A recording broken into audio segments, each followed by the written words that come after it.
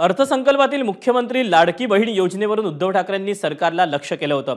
याला आता सभागृहामध्ये मुख्यमंत्री एकनाथ शिंदे यांनी प्रत्युत्तर देताना काय म्हटलं पाहूया। ओएसिस फर्टिलिटीच्या तज्ञांनी IVF उपचार पद्धतीद्वारे 1 लाखांहून अधिक जोडप्यांना मातृत्व प्राप्तीचा आनंद दिला आहे। मोफत अपॉइंटमेंट बुक करण्यासाठी आजच संपर्क साधा।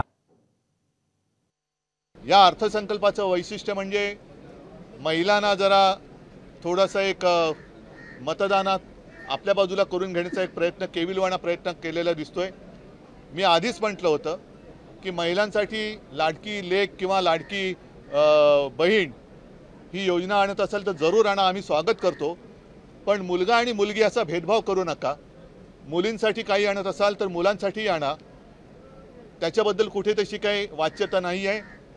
मुख्यमंत्री माझी लाडकी बहीण योजना, त्यामध्ये मग काही लोक म्हणाले अरे लाडका भाऊ कुठे गेला, तर लाडका भावाचं पण आम्ही त्याच्यामध्ये नियोजन केलं की जे तरुण आहेत, बेरोजगार आहेत, त्यांना आम्ही 10,000 रुपयाचं जे काय अप्रेंटिसशिप आहे ती देण्याचा निर्णय घेतला। यामधून त्याला कामही, नोकरी मिळाल्यानंतर त्याच्या जागी दुसरा येईल, तो ते अप्रेंटिसशिपचे पैसे घेईल। त्यामुळे लाडका भावाचाही काल आम्ही तो निर्णय घेतला। ABP माझा, उघडा डोळे बघा नीट।